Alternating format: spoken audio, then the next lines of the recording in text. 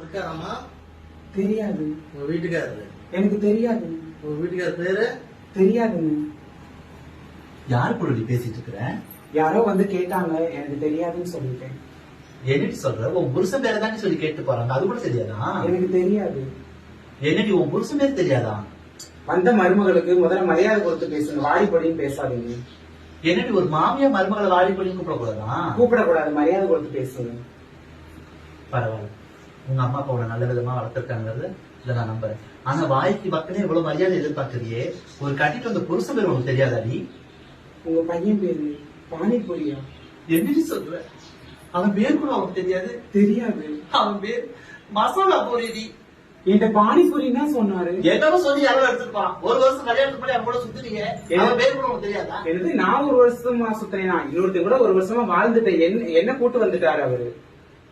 ஒரு வருஷமா இன்னொருத்த கூட வாழ்ந்தியா? ஆமா, அவர் என்ன கூட்டு வந்துட்டாரு.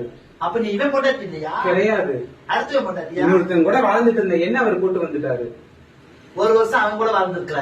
ஆமா, ஒரு வருஷம் இவன் கூட வாழ வந்திருக்கிற. கூட்டு வந்தாரு, ஒரு வருஷம் இவர் கூட வாழலான்ட்டு வந்திருக்கேன். இவன் சரியில்லைன்னா இன்னொருத்தையும் கூப்பிட்டா அவன் கூட போயிருவேன். போயிருவேன். ஆனா மரியாதை உனக்கு முக்கியம். கண்டிப்பா தாடி படி கூப்பிடக்கூடாது. அதுல இருக்க வேண்டியதுதான். அது கரெக்டா தான் வளர்த்து வந்த மருமகளுக்கு மரியாதை கொடுக்கணும். தாய் ஒரு பேரு வளர்த்து